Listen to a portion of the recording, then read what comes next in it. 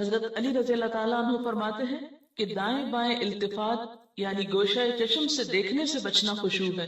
یعنی نماز میں کھڑے ہو کر دائیں بائیں نہیں دیکھنا، ادھر ادھر نہیں دیکھنا اور آنکھوں کے کناروں سے بھی نہیں دیکھنا. جو اس سے بچ جائے گویا وہ خشوع کی حالت میں ہے. حضرت عطا فرماتے ہیں کہ بدن کے کسی حصے سے نہ کھیلنا خشوع ہے. یعنی نماز میں بے وجہ کھجانا یا کپڑے ٹھیک کرنا، ہلنا جلنا، آگے پیچھے ہونا، کبھی ٹانگ اٹھانا، کبھی انگلیاں مروڑنا، کبھی کچھ کرنا، کبھی ایک ٹانگ پہ بوجھ ڈال کے کھڑے ہو جانا، یہ سب چیزیں خشوع کے خلاف ہیں. حضرت ابو ذر رضی اللہ تعالیٰ عنہ سے روایت ہے کہ رسول اللہ صلی اللہ علیہ وسلم نے فرمایا اللہ تعالیٰ نماز کے وقت اپنے بندے کی طرف برابر متوجہ رہتا ہے جب تک وہ دوسری طرف التفات نہ کرے. یعنی بندہ جب رب کی طرف متوجہ رہتا ہے تو رب بھی بندے کی طرف متوجہ رہتا ہے. جب وہ دوسری طرف التفات کرتا ہے یعنی گوشہ چشم سے دیکھتا ہے تو اللہ تعالیٰ اس سے رخ پھیر لیتے ہیں. یعنی آپ کا دھیان اگر اللہ کی طرف رہا تو اللہ کی توجہ بھی آپ کی طرف، جو ہی آپ نے ادھر ادھر منہ کیا توجہ کی، اللہ نے بھی اپنا رخ پھیر لیا. نبی کریم صلی اللہ علیہ وسلم نے حضرت انس کو حکم دیا کہ اپنی نگاہ اس جگہ رکھو جس جگہ سجدہ کرتے ہو، اور یہ کہ نماز میں دائیں بائیں التفات نہ کرو. یعنی نماز کو خشوع کیا ہے؟ نگاہیں سجدے کی جگہ ہوں.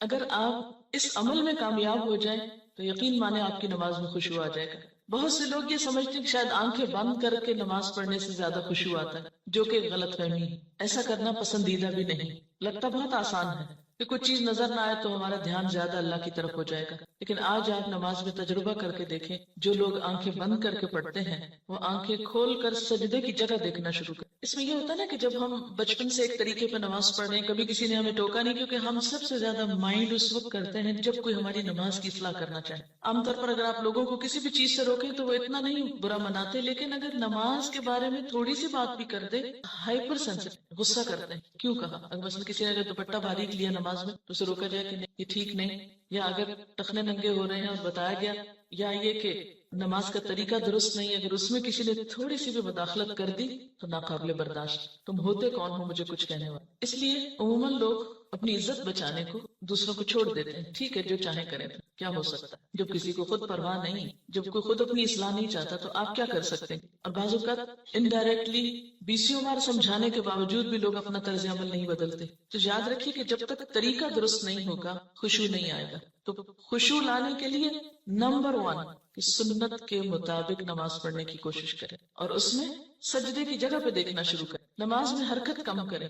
عموماً تو مجھے ٹیلی ویژن دیکھنے کا کبھی نہ موقع ملا ہے نہ موقع ہوتا ہے. تو اس رمضان میں جہاں ہم ٹھہرے ہوئے تھے تو وہاں پر ٹیلی ویژن تھا، تو رات کو حرم کی تراویح آتی تھی. تو مجھے بہت ہوتا اتنا قریب ہے ہم اور وہاں شریک نہیں ہو سکتے، تو میں اہتمام کے ساتھ تھوڑی دیر لگا کے دیکھتی تھی کہ اچھا آج کون سی آیات آئی. تو اس میں نے خصوصی طور پہ غور کیا کہ جو امام ہوتے تھے ایسے لگتا پتھر کے بت ہیں جو ان کو بالکل کوئی حرکت نہیں. اور وہاں سے مجھے اپنی نماز کو چیک کرنے کا احساس ہوا کہ ایک جگہ پر نظر. ہمارا حال کیا تھا؟ کبھی آنکھیں بند کر کے اوپر سر کر نیچے کر لیں، کبھی آنکھیں کھول لیں. کیا خاک خشوع آئے گا؟ اگر آپ کسی کو خشوع کے ساتھ نماز پڑھتے دیکھیں تو آپ دیکھیں گے آپ کی نماز میں نہیں، آپ کے پاس اگر کوئی کھڑا ہو تو اس سے بھی آپ کو فائدہ ہو. لیکن اگر آپ واقعی چاہتے، کیونکہ اس تدبیر نے مجھے بہت زیادہ فائدہ دیا، آنکھیں بند نہیں کرنی، آنکھیں کھلی رکھنی، لیکن مسلسل سجدے ہی کی جگہ پہ دیکھنا ہے، ادھر ادھر نہیں دیکھنا، اور کم سے کم حرکت، ہلنا نہیں ہے. یہ 2 کام آپ کریں تو اندر بھی ٹھہراؤ آئے گا. اسی لیے خشوع کا معنی سب سے پہلے آپ کو سکون والا بتایا، سکون. اور جو اس طرح نماز پڑھے اس کی نماز کے بعد بھی اس کو ایک خاص سکون نصیب. ہم نماز پڑھ کے بے چین اٹھتے ہیں بعض اوقات، کیا پڑھا، کبھی رونے بھی بیٹھ جاتے، کوئی فائدہ نہیں. رونے دھونے سے کوئی زیادہ فائدہ نہیں، یہ ایک لیم ایکسکیوز ہوتا ہے. رو کے اپنے آپ کو ہم خوش کر لیتے ہیں، ہم رو لیے بس ندامت کے آنسوں نے سب غلطی دھو دی. ٹھیک ہے اس سے دھل جاتی ہے غلطی، لیکن غلطی کی جب تک اصلاح نہ ہو تو محض رونا فائدہ نہیں، یا محض ندامت فائدہ نہیں دیتی. تو اس لیے 2 چیزوں پہ خصوصی توجہ کرنی ہے اگر چاہتے ہیں خشوع آئے. تو یہاں پر اللہ تعالیٰ فرماتے ہیں کہ صرف نماز پڑھنا ہی کافی نہیں، بلکہ نماز میں خشوع ضروری ہے. کس کے لیے؟ کامیابی کے لیے. اسی لیے آپ دیکھیے کہ ایسی جگہ پر نماز پڑھنے کو کہا گیا ہے جہاں زیادہ آس پاس موومنٹ. مردوں کے لیے تو بہت ہی اچھا چانس ہوتا ہے کہ مسجد میں چلے جائیں، مسجد میں سبھی نماز پڑھیں، کچھ اور تو وہاں ہو نہیں رہا ہو، تو اس میں خشوع پیدا ہونے کا ایک قدرتی ماحول ہوتا ہے. لیکن عورتوں کے لیے کیا پسندیدہ ہے؟ جیسے حدیث میں آتا ہے کہ گھر کے اندر والے حصے میں، یعنی جتنا عام ایکٹیویٹی والے حصے کو چھوڑ کر آپ الگ تھلگ ہو کر نماز پڑھیں اتنا ہی اچھا ہے، کیونکہ اس سے کوئی بیرونی جو انٹرفیرنس ہے یا ڈسٹریکشن کے اسباب ہیں وہ نہیں رہیں گے تو آپ کے لیے آسانی ہو جائے گی. تو جب ہم سکون کے فارمولے پہ عمل کریں گے تو لازمی طور پر پھر ہم نماز میں کچھ اور چیزوں کا بھی خیال رکھیں جو عموماً دیکھا گیا ہے کہ ان کا خیال نہیں رکھتے. تو کن چیزوں سے پھر بچنا ہے؟ مثلا نمبر 1 ہلنا نہیں، نمبر 2 مختلف سمتوں میں جھکنا نہیں. کیسے؟ یہ نہیں کہ ایک کبھی دائیں ٹانگ پہ کبھی بائیں ٹانگ، یہ نہیں کرنا. ٹھیک ہے، اگر شروع میں آپ کو بہت لمبی نماز کی عادت نہیں تو مختصر پڑھنا شروع کریں لیکن ہلے بغیر. کپڑوں کو بار بار سمیٹیں نہیں، نہ ان کو جھاڑیں. ایسا دوپٹہ یا ایسا لباس نہیں پہنے کہ جو بار بار گرے اور بار بار آپ اس کو سمیٹنے میں مصروف ہوں. پھر اسی طرح جائے نماز کو درست طریقے پہ بچھائیں.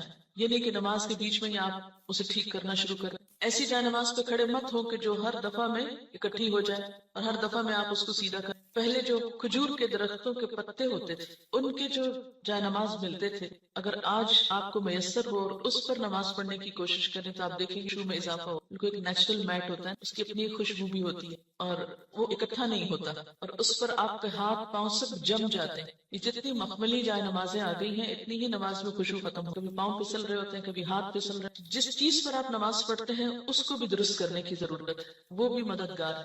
اسی لیے آپ صلی اللہ علیہ وسلم نے نماز کے وقت سامنے نقش و نگار اور جائے نمازوں کے اوپر نقش و نگار اور ان چیزوں کو ناپسند کیا ہے کیونکہ یہ بھی نماز میں خلل انداز ہوتے ہیں. پھر اسی طرح تن کے بھی نہیں کھڑے ہونا چاہیے، یعنی بہت اکڑ کے نہیں کھڑے ہوں بلکہ نارمل نیچرل ریلیکس طریقے سے. بہت اونچی قرات نہ کریں.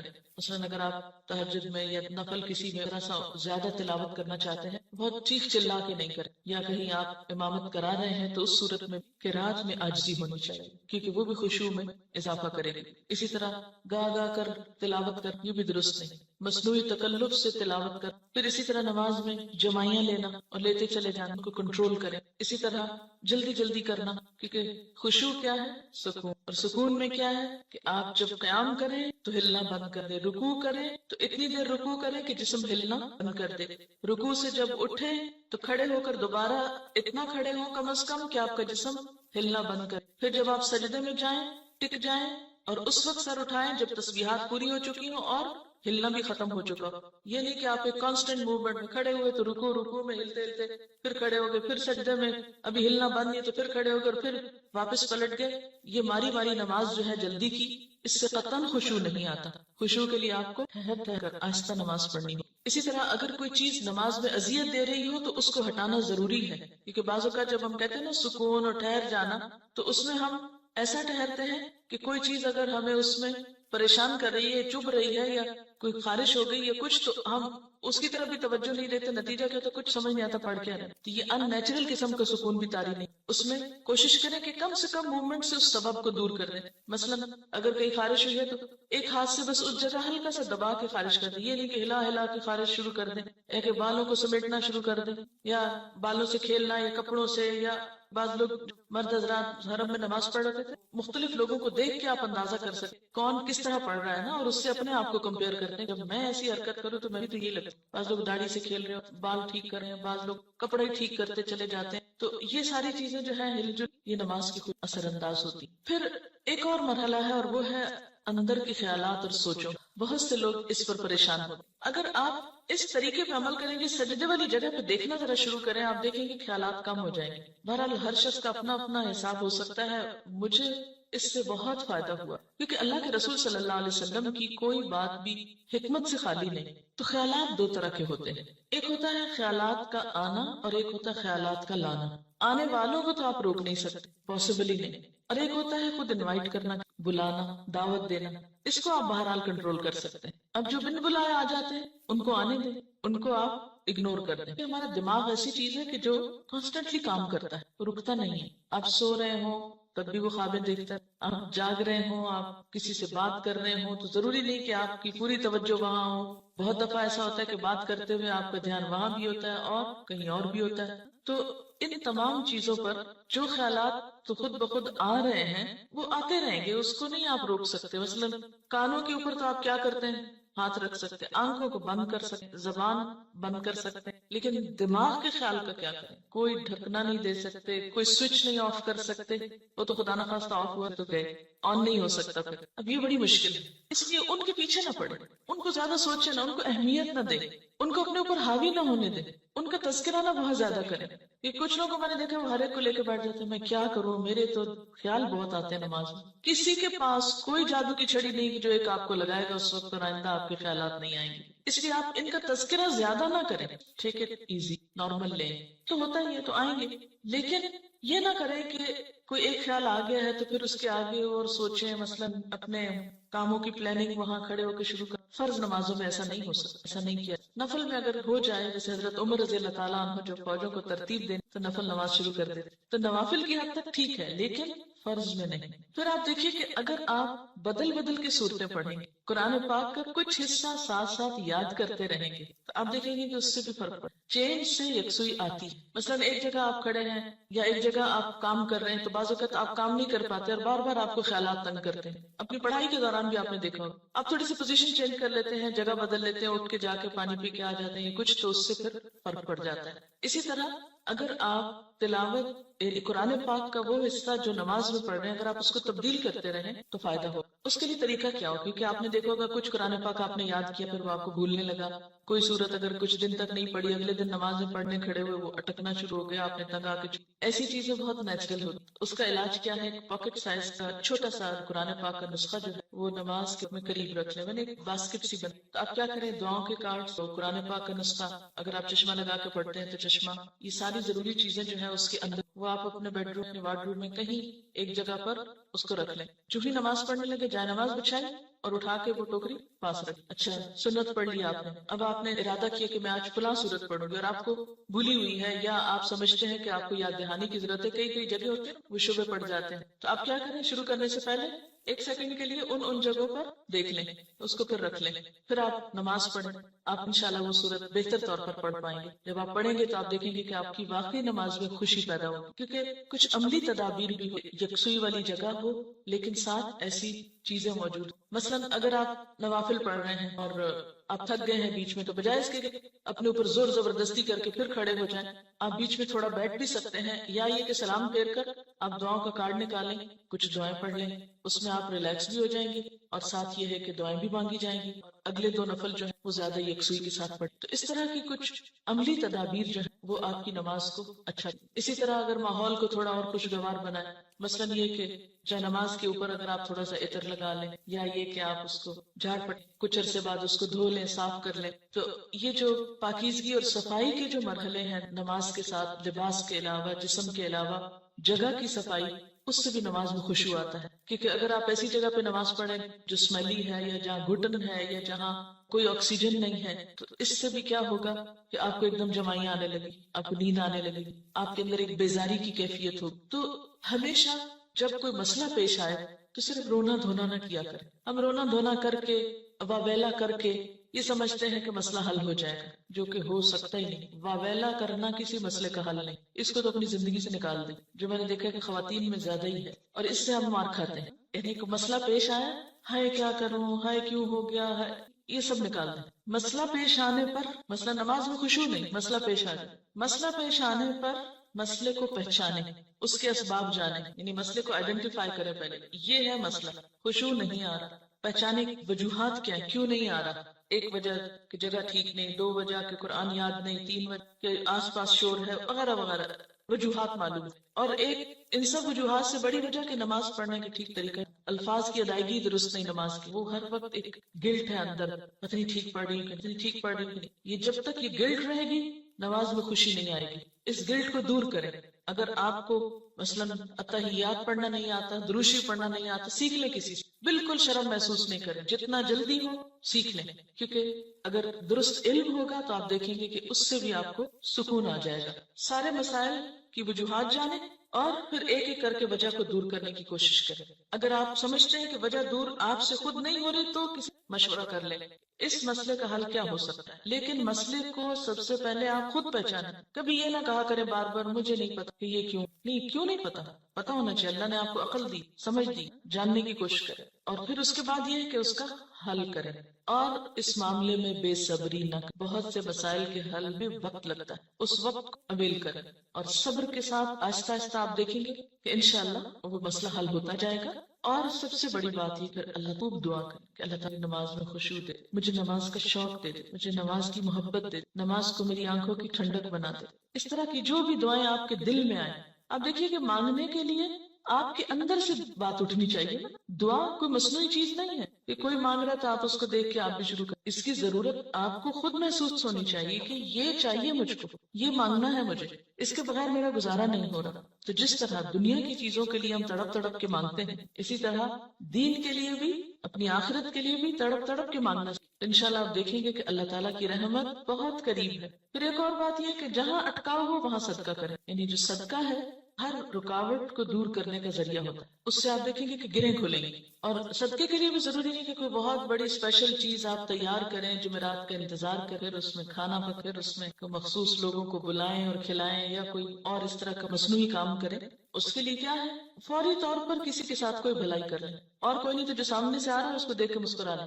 اسی طرح آگے بڑھ کے سلام کریں. ان چھوٹی چھوٹی چیزوں میں دوسروں کی مدد جو ہے یہ سب صدقے کے کام ہے. ساتھ یہ ہے کہ پھر اللہ کے راستے میں مال خرچ کرنا، اپنی پسندیدہ چیز دوسرے کو دے دینا، اسی طرح کی چھوٹی چھوٹی چیزیں. تو آپ دیکھیں گے وہ اندر کی گرہیں کھلیں گی نا تو باہر کی خود بخود کھلیں گی اور آپ ریلیکس ہو. اور اس خشوع کے ساتھ نماز جو ہے کامیابی کا ذریعہ ہے. اگرچہ مکمل کامیابی آخرت میں ہوگی، لیکن دنیا میں بھی آپ دیکھیں گے کہ آپ کو ہر مشکل کا حل، جیسے نبی صلی اللہ علیہ وسلم کا طریقہ تھا، کیا تھا کہ جب بھی آپ کو کوئی مشکل معاملہ پیش آتا فوراً نماز پڑھ. وہ نماز پھر ایک بوجھ نہیں رہے گا.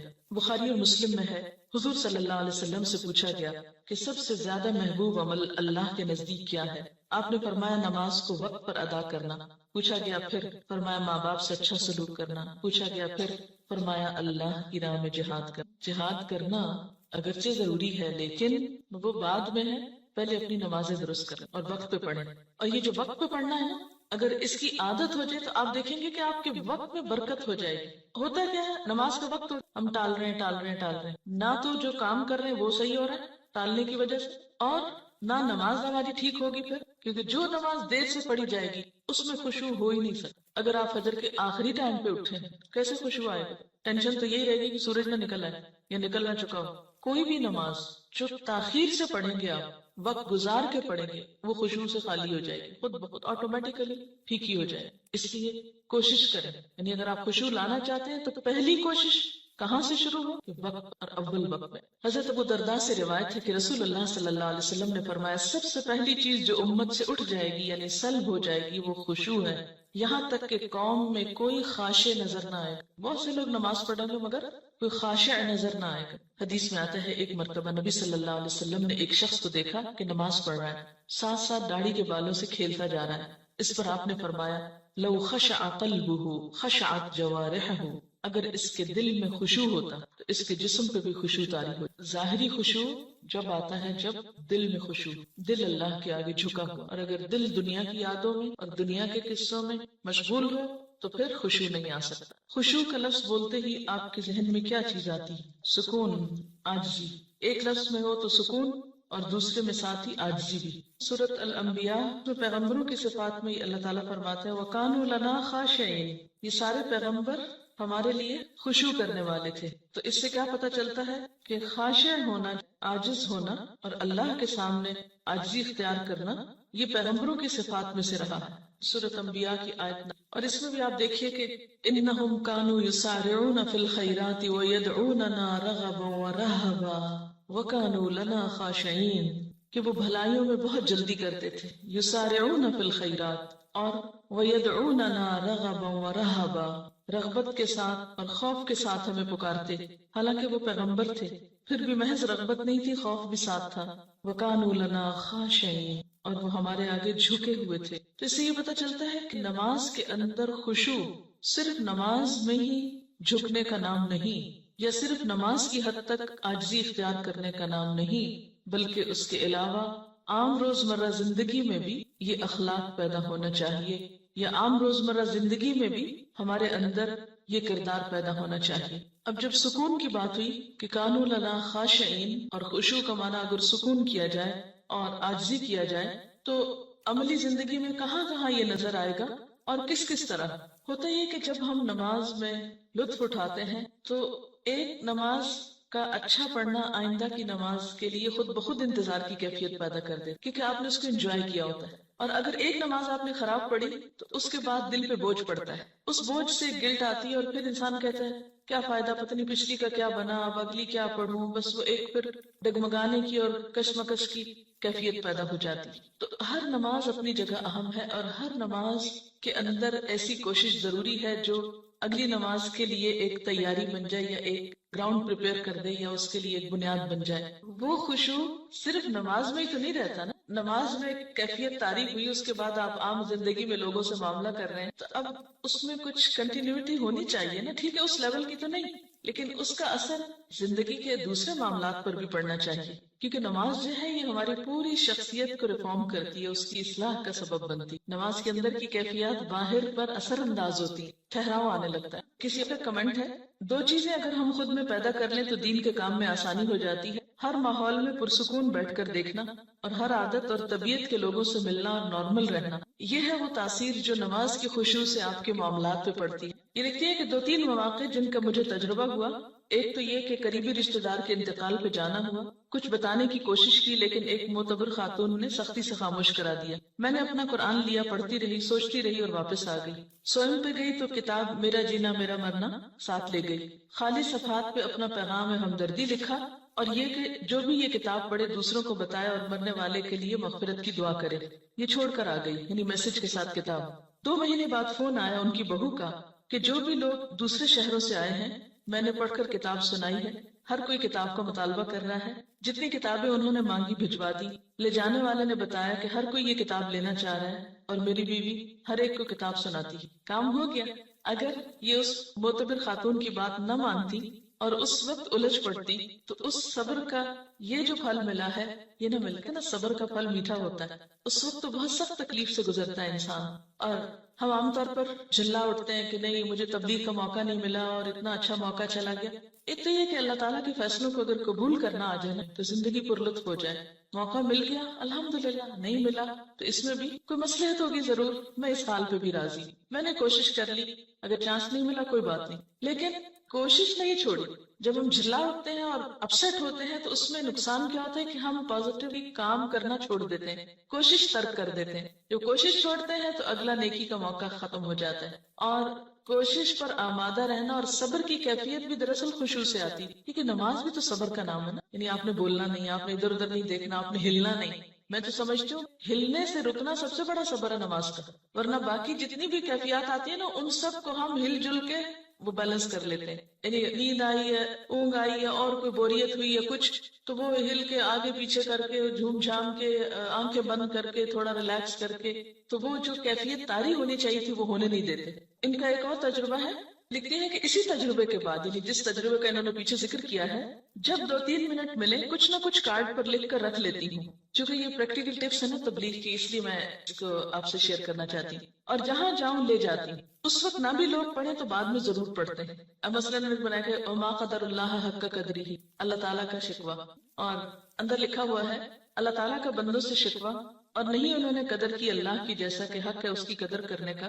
فرمایا میں اور جن و انس عجیب معاملے میں ہیں، پیدا میں کرتا ہوں عبادت کسی اور کی، رزق میں دیتا ہوں احسان مند کسی اور کے، صحت اور قوت میں دیتا ہوں شکر گزار کسی اور کے۔ اب یہ شرک کی نفی کا ایک پیغام ہے۔ تو اسی طرح اگر آپ کہیں پر بھی ہیں اور گفتگو شروع ہوتی تو آپ کیا کہہ کے انٹروڈیوس کرائیں گے؟ یہ کارڈ ہے میں نے بنایا، مجھے یاد بہت اچھی لگی، آپ بھی پڑھ کے بہت اچھے انداز میں، ہلکے پھلکے انداز میں۔ لیکن اگر آپ کے اپنے بیگ میں کوئی چیز نہیں دینے کو، محض باتیں ہی ہیں، تو وہ شاید اتنی افیکٹو نہ ہو۔ اور یہ جہاں رہ جائے گا، جہاں کوئی پڑھے گا کچھ نہ کچھ ضرور سوچے گا، اور ایک چھوٹا سا ہلکا سا میسج ہے جس میں کچھ خرچ بھی نہیں آتا۔ آنکھیں کھول کے جو نماز پڑھنا ہے، اگر اس پر غور کیا جائے تو نماز اصل میں کیا ہے؟ اللہ تعالیٰ سے ملاقات ہے۔ اگر کسی سے ملاقات کے وقت آپ آنکھیں بند کر لیں تو اسے دیکھ کر کیا محسوس ہوگا؟ یعنی آپ ذرا امیجن کریں نا کہ آپ کسی سے مل رہے ہیں اور کوئی شخص آپ کو دیکھ ہی نہیں رہا، یا سر نیچا اس طرح کیا ہوا ہے کہ کوئی اس کے ساتھ آپ کا کانٹیکٹ فیل ہی نہیں ہو رہا۔ تو اسی طرح اگر ہم اللہ تعالیٰ کے آگے کھڑے اور آنکھیں بند کر کے کھڑے، اور آپ یقین کیجئے کہ جو ہی آپ آنکھیں بند کرتے ہیں نا تو آپ اپنے خیالوں میں خود بخود کھونے لگتے ہیں، وہ ایک ریلیکسیشن کی کیفیت ہوتی ہے نا فوراً۔ حتیٰ کہ میں نے یہ تک تجربہ کیا ہے کہ اگر میں نے سجدے پر نگاہ اگر کانشیسلی نہیں رکھی، ذرا سی نگاہیں پھیری تو یوں لگا جیسے گئے۔ یعنی اگر غور سے سجدے کی جگہ کو فالو کیا جائے تو اس کا ایفیکٹ اور ہے۔ اور اگر ذرا سی بھی نگاہیں جیسے ہوتی ہے نا کہ فوکس نہیں رہتی اور آپ ادھر ادھر ذرا سے ان کو ڈھیلا کر دیتے ہیں تو اس سے بھی ایک دم یوں لگتا ہے شیطان نے اچک کے لے لیا اپنا حصہ، فوراً خیال بھٹکنے لگتا ہے. یعنی آنکھیں بند کر کے اگر آپ اپنی پوزیشن پہ بھی غور کریں، ابھی تجربہ کر کے دیکھ لیں تو آپ دیکھیں گے کہ آپ اپنے بارے میں بھی لاسٹ ہو جائیں گے کہ آپ کی پوزیشن کیا ہے. تو کسی سے ملاقات کے وقت آنکھیں بند کر لینا یہ ملاقات کے ادب کے خلاف ہے. تو اللہ تعالیٰ کے سامنے جب انسان کھڑا ہو تو ایک اچھے حال میں کھڑا ہو. انسان کے اندر جب بے سکونی ہوتی ہے تو انسان پھر سکون لغویات میں تلاش کرتا ہے، پھر وہ لغو کی طرف مائل ہوتا ہے. لیکن جب اپنے ذات کے اندر ٹھہراؤ آ جاتا ہے، سکون آ جاتا ہے، تو پھر کیا ہوتا ہے؟ انسان کو ایسی چیزوں سے دلچسپی نہیں ہوتی، اس کا اس میں پھر دل ہی نہیں لگتا. نماز میں جب آپ سجدے کی جگہ پر دیکھتے ہیں تو اس میں آپ کا جو اپنی پوزیشن ہے وہ بھی بہت بیلنسڈ ہو جاتی ہے. نہ تو آپ بہت زیادہ سر جھکا بیٹھے، نہ آپ سر زیادہ اٹھا سکتے ہیں، یعنی بالکل ایک صحیح اینگل پہ آپ جا کے ادب اور احترام کے ساتھ کھڑے ہوتے ہیں. انسان کے اندر اللہ نے یہ رکھا ہے عبادت کا جذبہ اور جھکنے کا، لیکن انسان کی جو انا ہے اور سرکشی ہے وہ اس کو ختم کر کے رکھ دیتی. اصل میں نماز میں ایک طرح سے وہ آپ کی ایکسرسائز ہو رہی ہوتی ہے نا، سکون سے کام کرنے کی بھی، کیونکہ موجودہ دور کی جو زندگی ہے اس میں ہر طرف حرکت ہی حرکت ہے، شور ہی شور ہے، ہنگامہ ہے. آج کے دور کی زندگی ایک فاسٹ لائف ہے، ایک ہنگامہ خیز زندگی. اس میں شعوری سکون حاصل کرنے کے یا شعوری سکون کی کیفیت طاری کرنے کے موقع بہت کم آتے ہیں. ایک ہوتا ہے نا کہ نیچرلی آپ کو ایک انوائرمنٹ مل جائے پیسفل. نماز بھی آپ پڑھتے ہیں تو آپ کو محنت لگتی ہے سکون طاری کرنے کی، اپنے اندر ایک خاموشی اور ایک ٹھہراؤ پیدا کرنے کی. تو جب نماز کے اندر آپ کنسنٹریشن اختیار کرتے ہیں یا کنسنٹریشن لانے کی پریکٹس کرتے ہیں تو اس سے آپ کی زندگی میں جو دوسرے کام ہیں ان میں بھی آپ کو کنسنٹریٹ کرنے کا بہتر موقع ملتا ہے. یعنی ایک کنسنٹریشن ایکسرسائز بھی ہے یہ. بہت سے طالب علم کیا یہ سوال نہیں کرتے کہ ہم پڑھتے ہیں لیکن ہمارے خیالات ہی ادھر ادھر بھٹکتے رہتے ہیں؟ اس لیے کہ ہمیں بچپن سے ایسی کوئی ایکسرسائز کرائی ہی نہیں گئی. بچوں کو جب ہم نماز شروع کراتے ہیں تو ہم صرف اس پہ ہی خوش ہو جاتے ہیں کہ وہ 2-4 سجدے ڈالنے لگ گئے ہیں، یہ نہیں کوشش کرتے کہ ان کو اس طرح سکھائیں.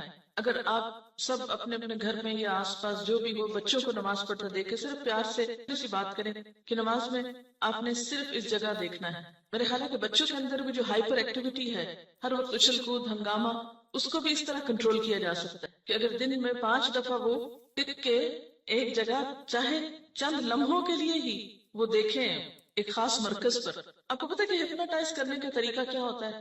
ایک نقطے پہ دکھاتے ہیں نا، ایک نقطے پہ کہتے ہیں کہ دیکھتے جاؤ دیکھتے جاؤ دیکھتے جو ہائپر ایکٹیویٹی یا بے چینی کا جو ہے یہ پورے دنیا اس کا شکار ہو رہی ہے، اور پاکستانی قوم کو بھی اگر آپ دیکھیں اوور آل، ایون کلاس میں اکثر دیکھتی ہوں تو میں کہتی ہوں نا کہ آپ اسٹل ہو جائیں تھوڑے تاکہ آپ پڑھ سکیں. تو جاپان میں بچوں کے اوپر وہ کہتے تھے کہ ان کی جو ینگ جنریشن ہے وہ بہت امپلسو ہے اور ایک دم یعنی فوراً ریئیکشن کرتی ہے. تو وہ یہ سوچ رہے تھے کہ وہ ان کو کس طریقے سے سیلف کنٹرول کرنا سکھائیں.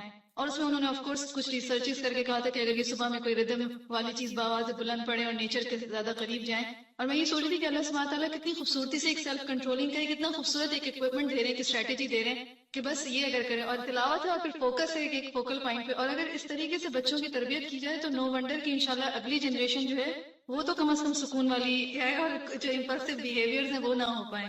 خشوع کا اثر ہمارے باہمی قریبی تعلقات پر بھی پڑنا چاہیے. قریبی رشتہ داروں، دوستوں، ملنے جلنے والوں سے معاملہ کرتے وقت ہمارے اندر عاجزی، انکساری، سکون اور خشوع کا مظاہرہ ہونا چاہیے. جب انسان قرآن پڑھنے لگتا ہے یا دین کی طرف آتا ہے تو لازمی طور پر دل میں ہلچل پیدا ہوتی. جیسے پانی کے اندر آپ ایک پتھر پھینکتے ہیں تو اس سے ایک شور اٹھتا ہے، پھر آہستہ آہستہ وہ پتھر نیچے اترتا ہے، تہ میں جا کے بیٹھتا ہے، پھر وہ جم جاتا ہے وہاں، پھر اس پر کائی آنے لگتی، پھر اگر کوئی اس پہ پاؤں رکھے وہ تو پھسل سکتا ہے لیکن وہ اپنی جگہ سے نہیں ہلتا. تو بالکل اسی طرح ہمارے اندر بھی ایک ایسا سکون اور ایک ایسی کیفیت آنی چاہیے کہ ہم کسی کی بات کے جواب میں کسی کے ساتھ معاملہ کرتے وقت ایسا نیگیٹو ریئیکشن شو نہ کریں کہ دین کی ایک بدترین مثال پیش کریں.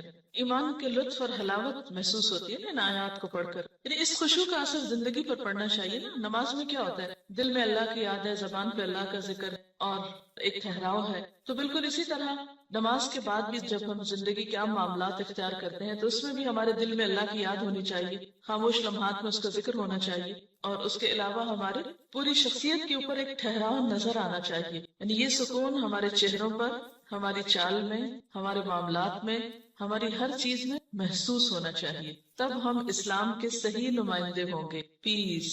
یعنی ایک اپنے آپ کو ٹیسٹ کرنے کا مقام بھی ہے یہاں پر. افلاح اور فلاح میں کامیابی دنیا اور آخرت دونوں کی ہے. تو دنیاوی اعتبار سے کامیابی کا مطلب یہ نہیں ہے کہ ہم دنیاوی اعتبار سے کسی بہت بڑے سٹیٹس کے حامل ہو جائیں. اصل کامیاب انسان وہ ہے کہ جس کے اپنے اندر سکون اور جس کی زندگی میں ایک خاص قسم کا وقار ہے. وہ کہیں پر بھی ہے، من پسند حالات میں ہے یا ناپسندیدہ حالات میں ہے، لیکن وہ ٹھہرا ہوا ہے. طوفان آ رہا ہے، آندھی آ رہی، کچھ آ رہا ہے، وہ ٹھہرا ہوا ہے، وہ پرسکون ہے، اس میں ایک جماؤ ہے. یہ ہے دراصل کامیابی.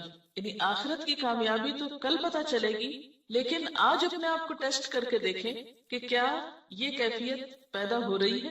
اس میں پھر آپ دیکھیں گے اس کا اثر آپ کی گفتگو پر بھی پڑے گا، آپ کے معاملات پہ پڑے گا، لین دین پہ پڑے گا، حتیٰ کہ لسننگ کی ہیبٹ جو ہے اس پر بھی پڑے گا کہ ہم سکون سے سنیں گے. ورنہ کیا ہوتا ہے، آدھی بات سنتے ہیں اور آدھی بات سننے سے پہلے ہی جواب بھی شروع کر دیتے، اور یہاں سے معاملات میں گڑبڑ اور جھگڑے شروع ہو جاتے ہیں، اور سنانے والے کو چپ کرانا پڑتا ہے کہ ایک دفعہ سنو تو. ایک شخصیت میں گہرائی پیدا ہوتی، شیلونس ختم ہوتی. جو گہرا برتن ہوتا ہے تو اس میں اگر پانی ہو تو جتنا بھی آپ اس کو ہلائیں چھلکائیں، جتنے بھی اس کو جھٹکے لگائیں، کیا ہوتا ہے، باہر نہیں آتا، وہ اندر ہی اچھل کے اندر ہی بیٹھ جاتا ہے. لیکن جب شیلو برتن ہے، کم گہرا ہوتا ہے، تو تھوڑا سا پانی بھی اس کے اندر نہیں ٹک کے رہتا، فوراً باہر چھینٹے آتے ہیں. خشوع کے ساتھ روب بھی آتا ہے. حضرت عیسیٰ علیہ السلام کے بارے میں آتا ہے وجیہن فی الدنیا والآخرہ، وہ ایک وجیح شخصیت جو ہے وہ جنم لیتی. اب آپ دیکھیں کہ اتنی ساری صفات ہیں، سب سے پہلے خشوع کا ذکر کیوں آیا ہے؟ کیونکہ اگر یہ پیدا ہو گیا تو باقی چیزیں خود بخود پیدا ہوتی جائیں گی. نماز میں اگر وہ خاشع ہیں تو عملی زندگی میں جتنی بھی ٹیمپٹیشنز ہیں، جتنی بھی ڈسٹریکٹ کرنے والی چیزیں ہیں، ان سے وہ بچنے کی صلاحیت ان کے اندر پیدا ہو گئی. اسی لیے لفظ سے بھی اعراض کر رہے ہیں، کیونکہ اگر نماز میں خشوع نہیں تو لفظ سے بچا نہیں جا سکتا. پھر جب لفظ سے بیزاری ہوتی ہے تو کچھ کرنا تو ہے، اس لیے ہم للزکاۃ فاعلون، تزکیہ کے کاموں کی طرف ان کی سرگرمیاں بڑھ جاتی ہیں، اچھائی اور بھلائی اور خیر کے کاموں میں سرگرم ہو جاتے ہیں. پھر ان کی خاص ذاتی زندگی میں بھی بہت طہارت اور پاکیزگی ہے، پاک دامنی ہے، حیا ہے. باوجود اس کے معاشرے کے اندر حرام طریقے موجود ہیں سیٹسفیکشن کے، لیکن وہ ان سب سے اجتناب برتتے ہیں، اور جس چیز کو اللہ نے ان کے لیے جائز اور حلال قرار دیا وہ اسی سے جم کے رہتے ہیں. کیونکہ صبر ہے نا، جس شخص کے اندر خشوع نہ ہو، صبر نہ ہو، وہ صرف حلال تک پھر رہ ہی نہیں سکتا.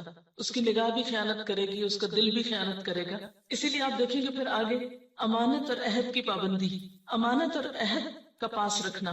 امانتوں کی ادائیگی جو ہے اس میں بھی آپ دیکھیں گے کہ ٹھہراؤ کی ضرورت ہے. مثلا امانت میں خیانت جو ہے وہ صرف مال کی نہیں بلکہ مثلا نگاہ کی خیانت. اگر آپ کے اپنے دل میں ایک چین ہے، ایک سکون ہے، تو آپ ادھر ادھر نگاہیں نہیں اٹھائیں گے، حرام چیز کی طرف آپ نگاہ نہیں لے جائیں گے. اتفاق سے چلی بھی جائے تو واپس لے آئیں گے، حلال پہ روک لیں گے. گفتگو میں خیانت، اس سے بھی بچ جائیں گے، کیونکہ ٹھہراؤ ہے اندر تو سوچ کے بات کریں گے. جب اندر ہی ٹھہراؤ نہیں تو جو منہ میں آیا بولتے چلے جائیں گے. پھر اسی طرح طبیعت میں قناعت پیدا ہوتی، جو قناعت ہوگی تو کسی کے مال سے دلچسپی نہیں ہوگی. کسی نے امانت رکھی اس کی طرف بھول کے بھی خیانت کا خیال نہیں آئے گا. پھر امانت میں یہ چیز بھی ہے کہ جو چیز اپنے لیے پسند کرو وہی دوسرے کے لیے، جیسے المستشار مؤتمن، مشورہ جس سے لیا جائے وہ امانت دار ہوتا ہے. جس کے اپنے اندر ٹھہراؤ ہوگا وہی دوسرے کو اچھا مشورہ دے گا، دوسرے کے لیے خیرخواہی اور بھلائی کی جذبات رکھے گا. الدین والنصیحہ، دین سراسر خیرخواہی کا نام. اور اگر آپ کے اپنے اندر وہ سکون نہیں، وہ سوچنے سمجھنے کی صلاحیت نہیں، تو دوسروں کے معاملے میں آپ کے فیصلے بے صبری پر مبنی ہوں گے، جس کی وجہ سے آپ بار بار خیانت کا مرتکب ہو سکتے ہیں. پھر اسی طرح اپنی ڈیوٹیز کو پورا کرنا، یہ بھی ایک ٹھہراؤ والا شخص ہی کر سکتا ہے، ورنہ اپنی ذمہ داریوں کے اندر بھی خیرخواہی نہیں ہو سکتی. عہد کی پابندی بھی وہی کر سکتا ہے جس کے اندر ایک ٹھہراؤ ہو، جو رک کے سوچ سکے. عام طور پر عہد کی پابندی کیوں نہیں ہو پاتی؟ کیونکہ ہم بھولتے رہتے ہیں. یہ بہت زیادہ بھولنے کے سلسلے، ٹھیک ہے حافظے کی خرابی ایک الگ چیز ہے، ایج فیکٹر الگ چیز ہے، بیماری الگ چیز ہے، لیکن ایک عام نارمل انسان ہر عہد کر کے کیوں بھول جائے؟ اس لیے کہ وہ فوکسڈ نہیں ہے، وہ اپنے کاموں میں اپنی زندگی میں آرگنائزڈ نہیں ہے. اور پھر اینڈ دوبارہ اسی پر کہ والذین هم علی صلواتہم یحافظون، پیچھے صلاتہم آیا، یہاں صلوات جمع کا صیغہ ہے، ساری نمازوں کی حفاظت کرتے ہیں. یہ صرف خشوع پر ہی فوکس نہیں بلکہ نماز سے متعلق جتنی بھی چیزیں ہیں ان سب کے بارے میں کانشیس ہوتے ہیں. جیسے کہ آپ سب کو معلوم ہے کہ مارکیٹ میں جو ہے نا وہ سکسیس لٹریچر بہت زیادہ اویلیبل ہے کہ کیسے بہت زیادہ سکسیسفل بنے، اور ویسٹ میں بہت زیادہ اس پر کام ہوا ہے کیونکہ وہ لوگ کامیاب ہونا. ہم لوگ تو چونکہ احساس ہی نہیں ہے اس لیے ہم کامیاب ہی نہیں ہونا چاہتے تھے. انہوں نے بہت ریسرچ وغیرہ کی. تو میں نے اتفاق سے کچھ ایک آدھ کتاب پڑھی ہے اس سے متعلق. تو اس میں یہ ہے کہ سائیکالوجسٹ کی ریسرچز اور بہت سارا انہوں نے سالوں سال ریسرچ کر کے بہت ساری ڈفرینٹ چیزیں انہوں نے, کسی نے کہا 7 لائز of success, 7 keys of success, 7 habits of highly effective people, this and that. لیکن اور اس کے اندر وہ کہتے تھے کہ آپ کو ایموشنلی, آپ کو مینٹلی اتنا اسٹرانگ ہونا چاہیے کہ آپ کو دنیا کوئی کچھ بھی کہے تو آپ اندر سے اتنے سیکیور ہوں کہ آپ کو کوئی آپ کو ہلا نہ سکے, بلکہ آپ اپنے مقاصد پہ فوکس کریں. اور ایک جو سائیکالوجسٹ جو یہودی تھا وکٹر فرینکل, اس نے بھی یہ کہا تھا کہ آپ کے کوئی بھی کام جو آپ کو اسٹیمیولس ہوتا ہے اور آپ کے رسپانس سے پہلے آپ رکنا آپ کو ضروری ہے. اور یہ اللہ سبحانہ تعالیٰ نے انسان کے. لیکن میں ہمیشہ یہ سوچتی تھی کیسے ہوگا, جیسے وہ کہتے تھے کہ اپنی ذات پر آپ کو فوکس کرنا ہے اور دوسروں کو نہیں دیکھنا ہے اپنی. تو اب یہ کیسے, یہ کام کیسے ہو؟ ہمیشہ وہ ایک کوشچن مارک رہ جاتا تھا کہ ٹھیک ہے انہوں نے بتائی ہوئی ٹپس, لیکن وہ اس چیز کا ویکیوم پورا نہیں کرتی تھی مجھے کبھی بھی, کہ